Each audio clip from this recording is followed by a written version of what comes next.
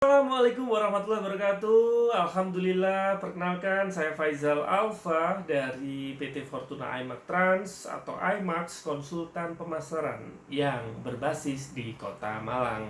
Kita ketemu di video yang ke-15 dari rangkaian panjang tips 21 tips marketing untuk tahun 2021. Antusias sekali untuk edisi ke-15 ini karena saya akan membahas program yang ketiga, yakni program untuk mengejutkan tipe konsumen ideal kita.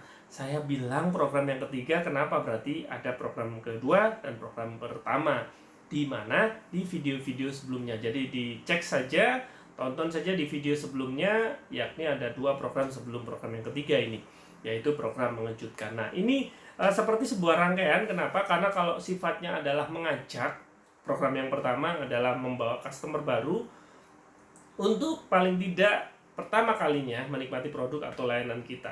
Kemudian program yang kedua adalah program untuk merawat, adalah sebuah upaya untuk membuat yang awalnya singgah menjadi betah untuk menggunakan produk barang maupun jasa yang kita tawarkan.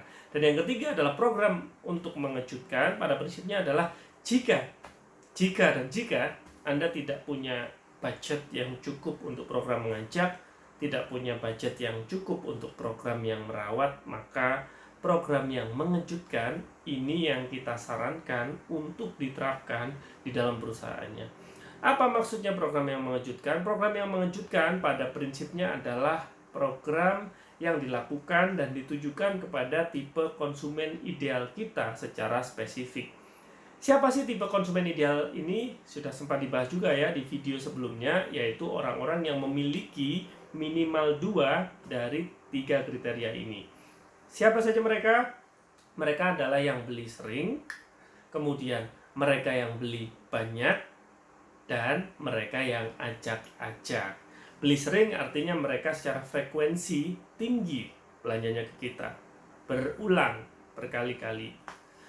Beli banyak, kita bicara terkait dengan kuantitas pembelian. Mungkin belinya tidak sesering yang pertama ya, tapi sekali beli jumlahnya signifikan. Yang ketiga adalah mereka yang ajak-ajak atau mereka yang punya kecenderungan untuk merekomendasi dan memberikan influence, memberikan sebuah medan dampak pada orang-orang di sekitarnya ketika memiliki pengalaman dengan produk barang ataupun jasa yang belanja ke kita. Nah, apa yang perlu kita lakukan pada tipe konsumen ideal ini? Berarti mereka yang memiliki minimal 2 kriteria kan? Beli sering atau acak-acak, beli banyak atau acak-acak, beli sering dan beli banyak. Minimal punya 2 saja dari 3 kriteria tadi, maka ini yang disebut dengan tipe konsumen ideal. Atau kalau di dunia perbankan disebut dengan nasabah prioritas. Apa yang perlu kita lakukan setelah kita memilah kriteria ini? Mesti kita berikan special treatment atau layanan khusus kepada orang-orang yang masuk dengan kriteria ini. Kenapa? Karena memang kontribusi dari orang-orang di kriteria ini tentu jauh lebih besar daripada sebut saja konsumen-konsumen yang reguler. Nah, kenapa disebut dengan program untuk mengejutkan? Karena pada prinsipnya program ini tidak dikomunikasikan, tidak dipromosikan, tidak diberitahukan kepada konsumen sebelumnya, tapi memang secara sengaja dirancang sebagai sebuah sistem perusahaan yang kemudian diberikan kepada si konsumen tanpa diduga, tanpa diminta. Ini yang akan melipat gandakan dari dampak ya atau reaksi dari sang konsumen. Karena apa? Pada prinsipnya konsumen tidak berharap mendapatkan itu, tidak menunggu mendapatkan itu, tapi ya mereka mendapatkan gitu. Ya. Contohnya supaya kita lebih mudah untuk memahami ya, ini yang dilakukan oleh punyanya salah satu teman di Kota Wisata Batu ya, punyanya Samcakra di Cafe Taman Pinus. Jadi apa yang dilakukan oleh Samcakra? Dia melakukan identifikasi siapa sih sebenarnya tipe konsumen ideal. Pada prinsipnya sebelumnya ada 2 tipe konsumen yang bikin galau kan saat itu, yaitu anak-anak muda yang nongkrong di kafe kan, ini kafe yang berada di kawasan hutan ya, jadi kita ngafe di hutan, anak-anak muda, mereka jumlahnya cukup signifikan. Mereka juga punya perilaku untuk pembelian berulang ya, selfie pasti dong anak muda kan, selfie foto-foto, posting di media sosial, artinya ada kecenderungan untuk acak-acak. Tapi bikin galau juga, karena apa? Ada tipe konsumen ideal yang diduga ini juga ada di golongan yang kedua, family, terutama yang datang secara full team. Nah, setelah menimbang, mengukur, menakar ya, ternyata pilihan jatuh kepada keluarga. Kenapa? Karena kalau keluarga, terutama kalau datangnya full team, meskipun jumlahnya lebih sedikit daripada anak-anak muda yang datang ke sana, tapi secara kuantiti pembelanjaan, beli banyaknya ternyata menang. Karena kalau anak muda mungkin nongkrongnya yang lama ya, belinya paling french fries ya, kopi, kemudian juga mungkin beberapa snack, itu pun sharing, makannya sharing gitu ya. Ini berbeda dengan family, karena kalau family full team mereka beli menu yang grill, menu yang bakaran, mereka beli tom yum, mereka beli paket snack untuk anak-anak, terus kemudian minumnya juga lengkap. Pulang pun mereka masih beli atau membawa tentengan, karena di sana beberapa snack yang di brand oleh Cafe Taman Pinus ya.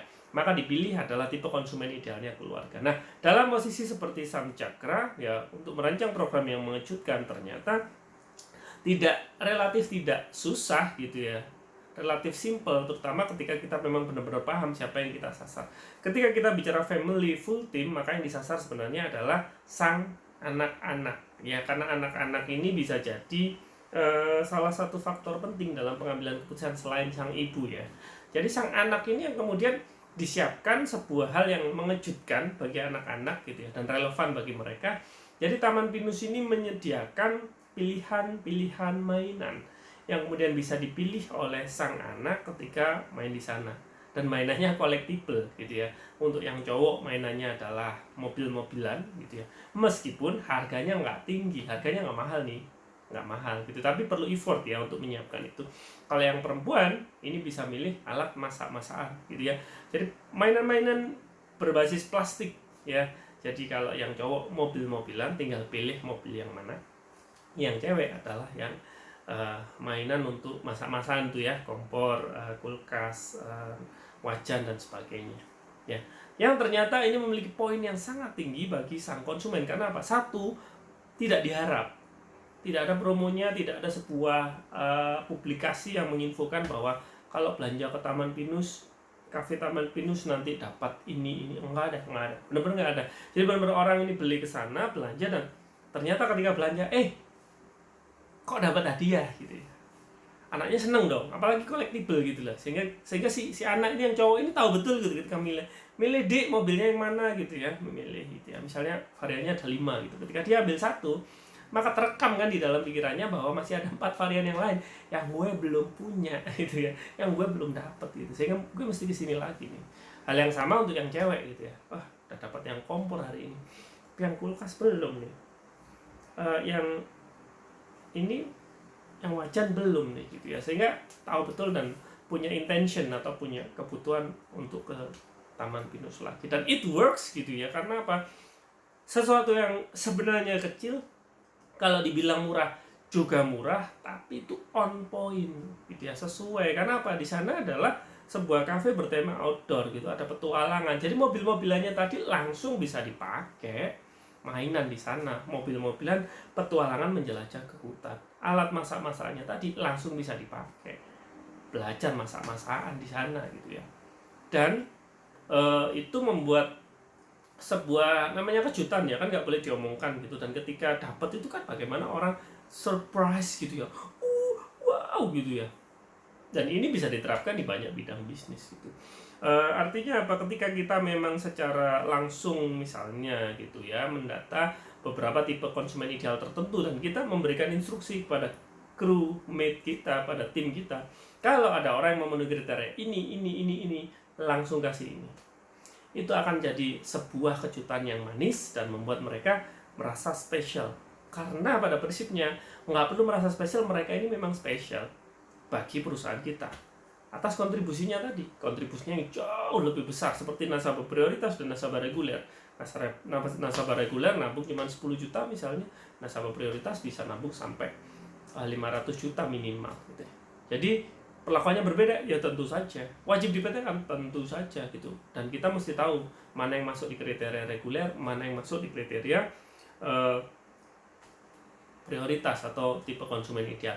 Apa sih faedahnya? Apa sih manfaatnya? Ini yang paling seru gitu. Saya tadi sempat sampaikan di awal, kalau nggak punya budget untuk mengajak, nggak punya budget untuk merawat, maka paling tidak sepelit-pelitnya bikin program untuk mengejutkan. Karena pada prinsipnya ketika kejutan ini dibuat dan si customer respect dengan apa yang kita lakukan, maka mereka akan ngomong kemana-mana. Mereka akan posting di akun media sosialnya, baik di stories misalnya, atau di postingan-postingannya. Berbicara terkait dengan apa pengalaman bagus yang mereka peroleh. Dan simak orang-orang di dalam level atau kriteria ini, kira-kira temannya berada di level dan kriteria apa? Berada di level dan kriteria yang sama. Artinya ketika kita hajar di program yang mengejutkan, pada prinsipnya itu juga sudah memuat unsur program untuk merawat dan sudah memuat juga unsur program untuk mengajak secara cerdas dengan melibatkan konsumen yang kita jadikan biang atau kita jadikan bibit yang tepat, karena kita butuh konsumen-konsumen yang seperti itu secara berkelanjutan dan dalam jumlah yang banyak. Dan tidak ada cara yang lebih tepat untuk mendapatkan itu kecuali melibatkan mereka yang memang sudah terbukti dan teruji memenuhi kriteria tipe konsumen ideal kita. Semoga bermanfaat. Salam pertumbuhan dan sehat selalu. Saya Faizal Alfa dari PT Fortuna Emak Trans. Cek, pastikan sudah subscribe, like, komen, dan share. Cek video-video sebelumnya dan nantikan video-video yang akan tayang berikutnya sampai tanggal 21 Januari tahun 2021. Wassalamualaikum warahmatullahi wabarakatuh.